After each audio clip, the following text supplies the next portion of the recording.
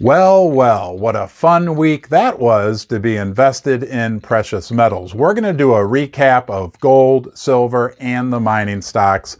Plus, I want to talk about sentiment, why we may be getting close to a turning point in the precious metals, in the mining stocks. If you listen to guys like Rick Rule, Eric Sprott, Keith Neumeyer, any of the veterans of the precious metals sector, they'll tell you that drawdowns like this, as painful as they are to be expected and normal, par for course. Now, hey, we know that doesn't take away any of the pain. It's no fun watching your net worth go down, down, down.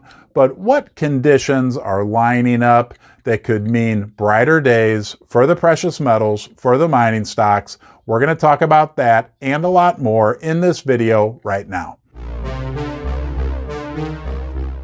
All right, guys, so things aren't looking real rosy out there. And then I read about Facebook and this communication that Mark Zuckerberg put out last week where he basically said, hey, we are drastically slowing down hiring.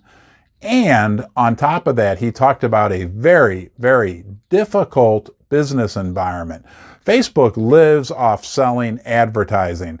And if companies aren't buying advertising, that's a big first leading indicator that things are getting dicey out there. So it was no surprise that the price of gold had a crappy week last week, down about 1% if you're holding physical gold. Silver had a horrible week, down, I believe, almost 6% to $19.85. Now, the mining stocks, they didn't fare much better.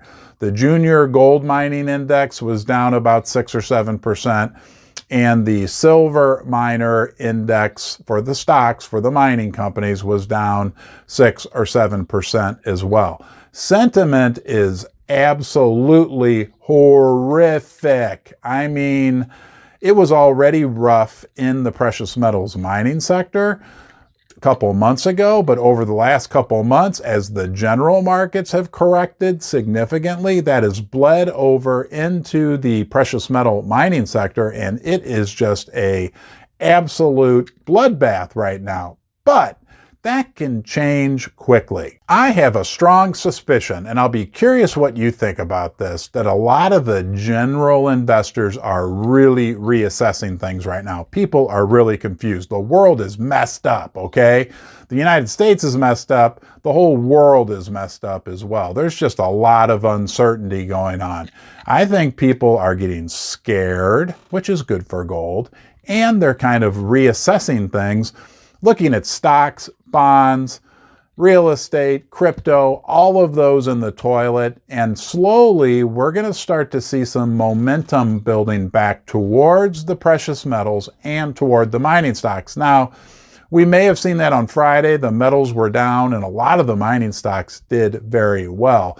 But what I'm talking about is a big wave of money coming back into the sector. And don't forget, the sector is itsy bitsy tiny. So it's only going to take that much to double, triple, or quadruple the amount of money in the precious metals arena. We also got news this week that the BRICS countries, Brazil, Russia, India, China, South Africa, only 40% of the world's population, that they are working in conjunction with one another to create a new world reserve currency that they'll use amongst themselves. Those countries are also very gold-centric, big buyers of gold. The world's changing very, very quickly. I don't think that a lot of us Americans really are being provided with adequate information about the extent to which things are moving and changing at a very fast pace.